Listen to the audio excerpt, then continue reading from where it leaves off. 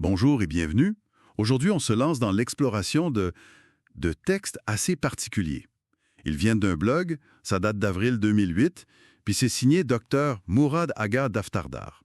Ça nous donne une fenêtre sur le monde arabe à ce moment-là. C'est un mélange, hein? Il y a des pensées personnelles, de la poésie, mais aussi des analyses assez directes sur la liberté d'expression, l'état des sociétés, des leaders arabes, puis aussi un texte assez fort sur la Nakba palestinienne. Exactement. Puis notre but, là, c'est vraiment d'essayer de saisir l'essence de ce qu'il écrivait en 2008, comprendre les préoccupations, la vision du monde qu'il présente, sans porter de jugement, là, c'est pas ça l'idée. On va juste décortiquer les thèmes qui ressortent. OK. Un thème qui revient souvent, on dirait, c'est la liberté. La liberté de parole. Il oppose ceux qui cherchent la vérité puis ceux qui flattent le pouvoir. Souvent, elle est comme oppressée.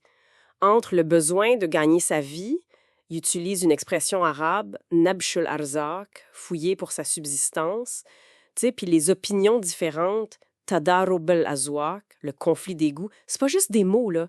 Ça montre un peu un cynisme sur comment la survie peut écraser le débat, finalement. Puis il y a cette phrase qui cite Yatoukul munafiqu ila al-madih, amma as-sadiq fa hasbahu an yanjua min al-lawm.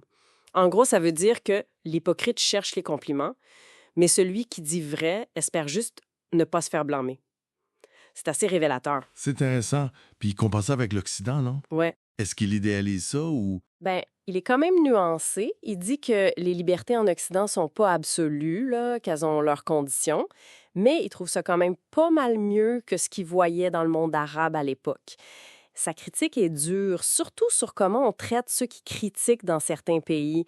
Il parle de la série 2008, avec des allusions assez troublantes aux disparitions ou même à des suicides qui seraient peut-être mis en scène. C'est lourd, hein? Ouf, cette idée de vérité qu'on étouffe, puis de dignité, ça nous amène assez naturellement à l'autre gros sujet, la Nakba. Surtout que 2008, c'était le 60e anniversaire. Tout à fait. Puis la Nakba, pour rappel, c'est le mot arabe pour catastrophe. Surtout pour l'exode palestinien de 1948. Il ne l'utilise pas juste pour la Palestine, c'est comme un miroir pour lui, pour parler des échecs des autres Nakbas que d'autres peuples arabes ont vécu. Il parle de déplacements massifs, de pauvreté, de corruption, d'un sentiment que rien n'avance. Il résume ça par « Sistine araran wa Nakba wa Neksa ». 60 ans de honte, de catastrophe et de revers. C'est fort. Oui? Puis sa critique des dirigeants arabes, elle semble assez féroce, notamment sur la normalisation avec Israël. Il appelle ça « at-tatbi' al-fadih », la normalisation horrible.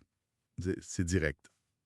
Est-ce qu'il explique pourquoi il voit ça si négativement? Oui, il fait un lien direct dans ses textes entre cette normalisation puis une pauvreté qui s'aggrave, un sentiment de trahison des peuples. Il donne l'exemple des émeutes de la faim en Égypte à ce moment-là. Pour lui, c'était un symptôme de cette détresse. Les promesses des leaders, ça sonnait cru pour lui à ça, là. Fait qu'au-delà de la politique pure, il y a une critique sociale vraiment profonde qui se dessine. Absolument.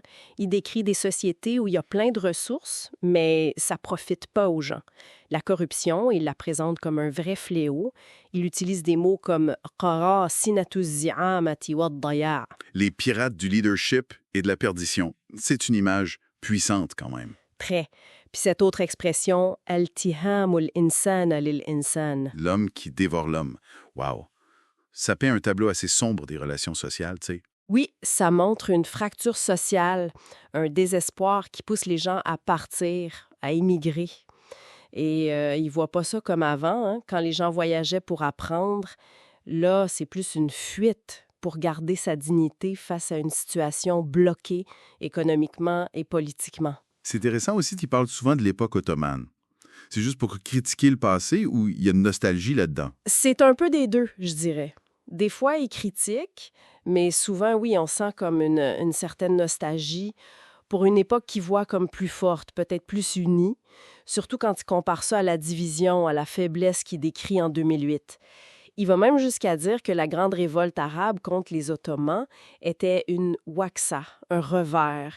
C'est assez révélateur de ce sentiment complexe. OK. Alors, si on essaie de résumer tout ça, ces textes de 2008, ça laisse une impression assez lourde, non? Beaucoup de déception face aux élites, une critique sociale, politique très forte, un sentiment de perte, de dignité attaquée, une sorte d'impasse. C'est bien résumé. Ce qui ressort vraiment, c'est une frustration profonde, puis un appel. Des fois, c'est caché, des fois, c'est direct, mais un appel à la vérité, au changement.